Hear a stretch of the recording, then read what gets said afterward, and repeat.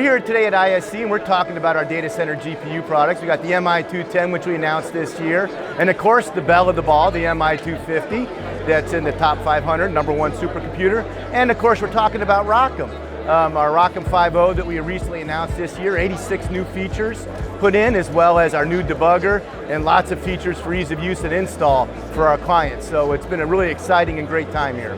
So obviously the biggest news here at the ISC conference is the top 500 list. We're the #1 supercomputer on there, AMD. We got the Trento processor in there. We got our MI250X in there. And of course our Infinity Fabric hooking it all together. And it's just great. The number 1, 2, 3, and 4 spots on the Green 500 list. And then a tremendous showing on HPCwire, where we got 6.86 exaflops, which is over 3 times more than the previous #1 position.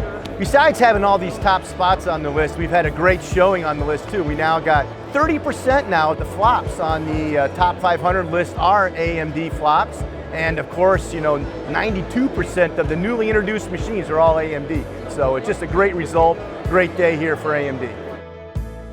Probably the most gratifying thing, aside from seeing us being the first exascale capable supercomputer, we're seeing just the proliferation of AMD across major platforms and across different customers. There's a tremendous amount of excitement for AMD products that I think is really kind of new this year, and I think we see the momentum truly building for AMD at this show. What we're really highlighting at this particular show is our Milan X product, which was released a couple of months ago. We announced it. It's our first stacked RAM product where we actually stack a cache on top of the compute die. That gets us up to 768 megabytes worth of L3 cache. We knew this product was going to be particularly good for certain HPC applications. That's why we did this product.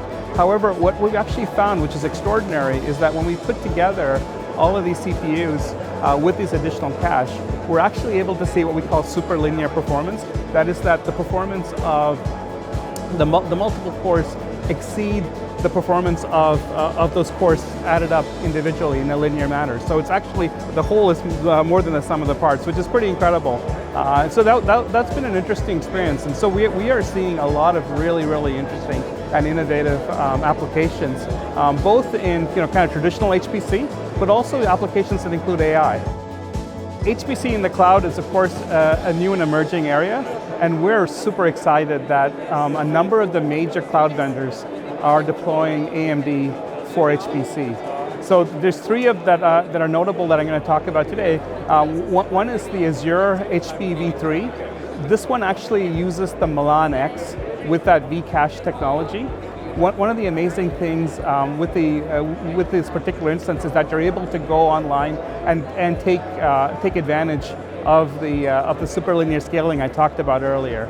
And so we have applications like Ansys Fluent, which actually do show that exact superlinear scaling. So the value, from a user standpoint, is multiplied, and also the time to simulation is reduced, because of the Milan X capability in the Azure HPV3. In addition to that, we have Amazon put out HPCwire. This is unique to AMD. This is the first instance of HPC at Amazon optimized for HPC. It offers both value but also performance, which is a pretty powerful combination for the cloud. And actually, they're able to show some pretty significant gains on the HPCwire. So we're really excited about that. And then Google, of course, don't want to leave them out. They also have a great instance, the C2D instance, which is a compute optimized, but perfect for HPC applications as well.